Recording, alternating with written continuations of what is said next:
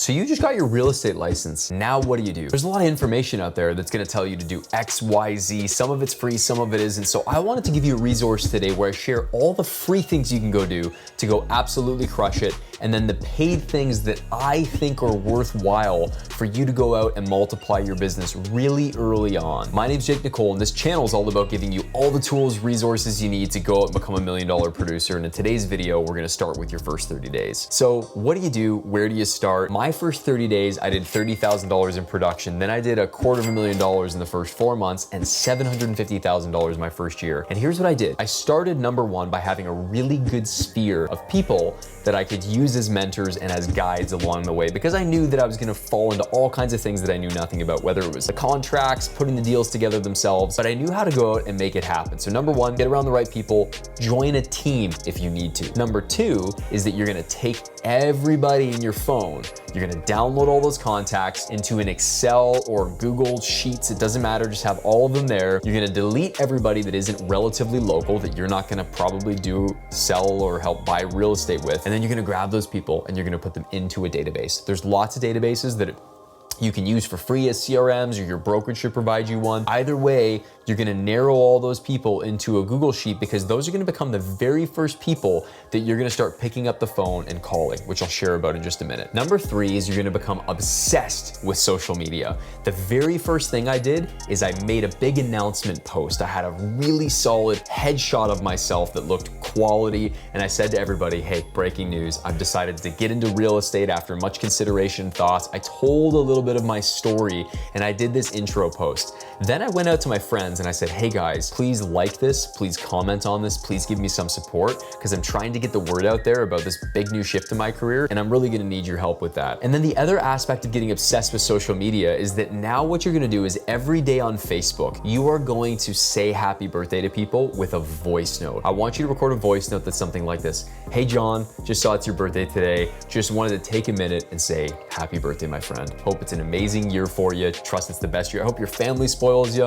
Hope life's treating you good, my friend. And I just wanted to say that hope life's awesome. Maybe you add in a little nugget of like, hey, just saw you're on that vacation. Looks like life's treating you awesome. Just saw this is going on with your career. Looks like that's amazing.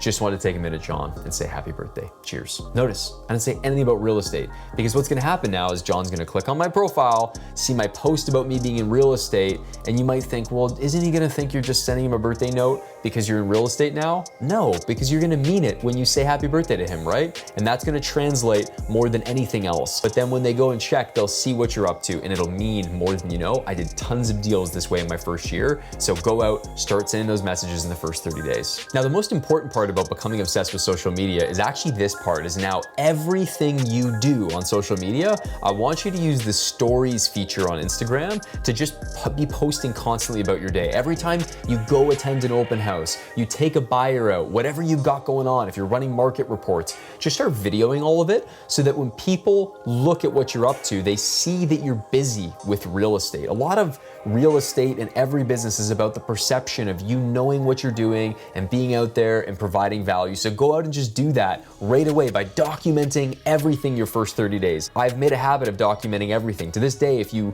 were to watch my Instagram, you'd see that I filmed a story of we're creating content today. I want to keep everybody looped in and be the example. And what'll happen is people will start to be having you top of mind when they're thinking about real estate, because they see what you're up to all the time. Now, my next point is a total secret. This is one of the best things I think you can do in your first 30 days. Remember how we reached out to our friends and said, hey guys, like and comment on this post because I want to get a lot of awareness? You're going to go to those same people again, and you're going to ask for a favor. And this is really important. You're going to say, hey John, I so appreciate XYZ over the years. I've got a really big favor to ask, and it would mean so much if you could help me out. I've just launched my new career in real estate, and I've got this Google My Business page that I want you to go write a review on. Now, John, don't say anything about houses that isn't true, because I've never helped you buy and sell. I just want you to talk about who I am as a person and my character. Am I trustworthy? Am I reliable? Am I honest? Am I hardworking? Reach out to people that are past clients from other businesses maybe that you've had or that you've worked in, or customers or clients or anybody you've interacted with professionally, and ask them for this favor. Here's why this is so profound. Number one, your business is gonna look like it already has some traction because you are a reliable, trustworthy person that some of these people can vouch for, and you want to lean on the fact that you have a track record of being a reliable person.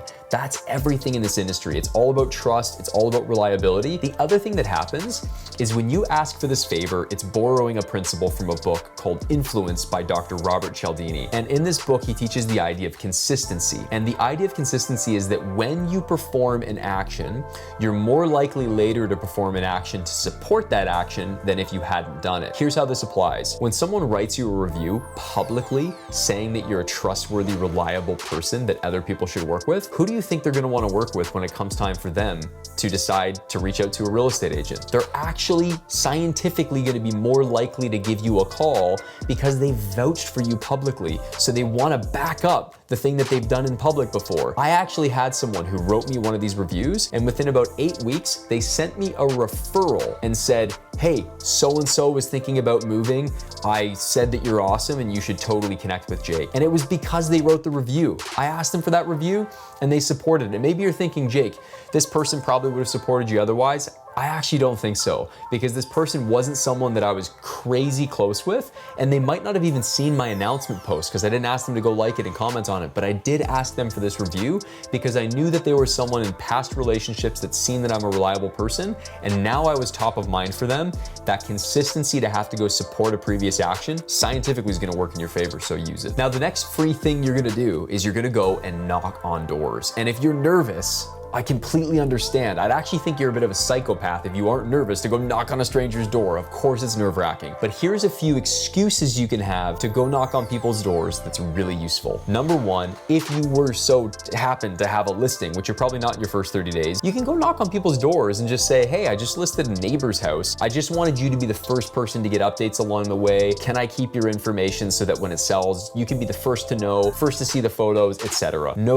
Neighbors are nosy and they want to know what's going on in their neighborhood. So you're essentially giving them a reason to do what they'd want to do anyway, and it's actually providing them value. But it's more likely that you don't have a listing in the neighborhood. So here's what you can do. You can go knock on and in neighborhoods where there are already listings, and you can say to those neighbors, hey, a house down the street was just listed. Do you want updates when that house sells and what it sells for? Or are you interested in knowing what your home's worth? It's the perfect segue because it's relevant to people. The reason door knocking feels so scary is because it feels unrelevant to most people and it feels like an intrusion. But by you showing up with value of, hey, here's something that's going on in your neighborhood and I want to be the first person to update you on it, odds are the other agent hasn't done that. It'll make you look more professional, and everybody wants to know what's going on in their neighborhood, in their community. So this is a great way for you to have an excuse to go door knocking, and it costs you nothing other than your time, so get out and go do it. The last thing I'm gonna share in the free section that's totally what you need to go do. Now you've got your sphere set up with your CRM, you're calling people, you're sending birthday messages, you're updating everything on social, you're even doing door knocking or hosting open houses. The last thing you're gonna do that's really important is you're gonna go do things that are relevant to hobbies or things that you have interest in. If you're into golfing, go golf and be a part of clubs. If you're into chess, go join a chess club. Get in social environments that are not about real estate, that allow you to connect with people on a human level, build your network, and add those people to your database. Because we all want to do business with people we know, like, and trust. And if you share a common interest or hobby with someone, it's the ultimate way for you to start to build relationships and become somebody that other people are likely going to turn to when they're making those life decisions. So we've talked about all the free things. Now it's time for us to talk about the not free things that you can do to build your business right away. And I'm only telling you to do things that I did myself in these first 30 days, so buckle up. Number one, get some paid headshots done. I recommend you book a professional photographer, put on your nicest wardrobe. Don't think you're gonna be Mr. and Mrs. Casual Realtor. It's not cool. Dress for success. Put on an amazing suit, wear a tie, get these photos done and look professional, because up front, you don't have any credibility yet within real estate. So you wanna at least look credible. It's the best way for you to show that you take what you're doing seriously. And trust me, there's tons of scientific research to back that authority can be borrowed by your wardrobe. I referenced the book Influence earlier by Dr. Robert Cialdini. He also references this in the book, that if someone's wearing a lab coat and they ask you to do a medical thing, you're more likely to oblige. If someone in a uniform comes up to you, whether it's a police uniform or whatever, and they ask you to do something, you're more likely to do it for one reason alone. They're wearing a uniform, and that implies authority. So for you, go get your headshots done, be dressed for success. The other thing that might not be free is maybe you don't have a nice wardrobe yet. Go and spend the money on that. that, it's guaranteed to help you in your business. Number 2 is a CRM. I talked about this a little bit earlier. Maybe it isn't free for you, and I don't want that to be an excuse. So I'm gonna add this to the not free section. Go out, get a CRM at all costs, because you're gonna build a business and you're planning on being here for a while. You're gonna want to make sure that from day one, you had a database, you organized it. It's gonna pay you dividends. I think about everything in real estate as, what does it cost for me to get a listing, to sell a house? And you realize how valuable it is. It's gonna pay for 10 years of your business just to go and have a CRM. It's gonna open up so many doors, create so many opportunities. So make sure you get a CRM. The next not free thing is to have a website. Some brokerages might also give you a website, and they better give you a website. But I personally right away signed up for Follow Up Boss, which wasn't free. And I also signed up for Agent Locator to host my website on. They even helped me with the next not so free thing, which was running pay-per-click advertising. I highly recommend whatever you can afford, set a really low budget if you have to, but go and start running advertising. My early budget was about $250 a month. It felt kind of scary at the time, but I was like, you know what? If I run this for a whole year and it ends up costing me $3,000 or so, if I just get one client from that, it's gonna pay for itself. Maybe in your market center, you need 2 or 3 clients. Here's the truth. In my first year, I had about 6 people that I ended up helping sell or buy a house that came through, and it generated me something like $90,000. Was the best investment I made from the standpoint of ROI on dollars spent related to paid advertising. So get your CRM, get a website, and start running those pay-per-click ads. Now, the last thing is a bonus tip. It's totally free, but with your database, I want you to organize your database by last name tags. So comb through everybody on your list, add them to a last name tag resource that I'm gonna give to you in the comments below, and you can go check that out, that I'm gonna give to you in the bio below, and you can go check that out. And what it's gonna explain to you is that there's like 6 or 7 last name groupings that you can put people in. And the reason that matters is every quarter, you're gonna be reaching out to these people so that you touch your entire database. And these last name groups are gonna help you organize people so that you can make sure you don't miss anybody, and you're gonna call all of your contacts every quarter. And when you call them,